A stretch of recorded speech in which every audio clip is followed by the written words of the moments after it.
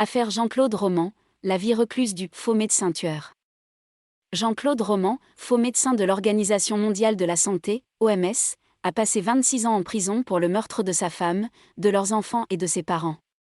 Libéré sous contrôle judiciaire, le meurtrier de 68 ans erre désormais seul dans l'Indre, relate Le Parisien, dimanche 29 octobre 2022. Sa vie était bâtie sur le mensonge. Le 9 janvier 1993, Jean-Claude Roman a tué sa femme, leurs 2 enfants de 7 et 5 ans, ses parents et son chien, avant de mettre le feu à sa maison à Prèves-Saint-Moins, 1. Le quintuple homicide révèle au grand jour le secret dans lequel le meurtrier s'est enfermé. Pendant près de 20 ans, cet étudiant raté en médecine s'est inventé une carrière médicale, en prétendant être chercheur à l'INSERM et à l'Organisation mondiale de la santé, OMS.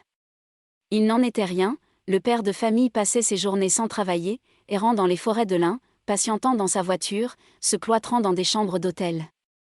Le natif de Lons-le-Saunier, Jura, trompait les apparences en extorquant de l'argent à ses proches ou en vendant de faux médicaments contre le cancer.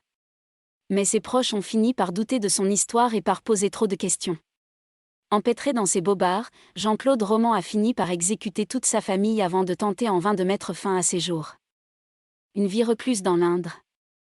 Condamné à la réclusion à perpétuité, dont 22 années de sûreté, Jean-Claude Roman a été incarcéré à la maison centrale de Saint-Maur, Indre. Bénéficiant d'une libération conditionnelle, fin juin 2019, le faux médecin tueur a été accueilli par l'abbaye bénédictine de Fongombombo, Indre. Comme le raconte Le Parisien, dimanche 29 octobre 2022, ce monastère en partie fermé au public abrite une cinquantaine de moines traditionalistes vivant en quasi-autarcie. Le meurtrier n'avait pas grand-chose à faire d'autre que de prier, dans sa chambre de 20 mètres carrés, ou d'arpenter les 6 hectares entourant l'abbaye. D'après les fidèles et villageois de Fongombombo, interrogés par nos confrères, personne n'aurait vraiment croisé sa route dans les allées du monastère.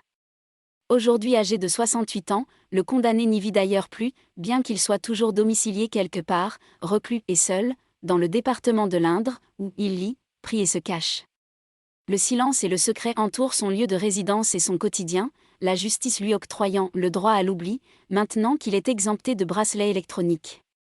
Tout juste sait-on qu'il touche 833 € de retraite par mois, selon Le Parisien, alors même qu'il doit encore 557 064 € de dommages et intérêts à la famille des victimes.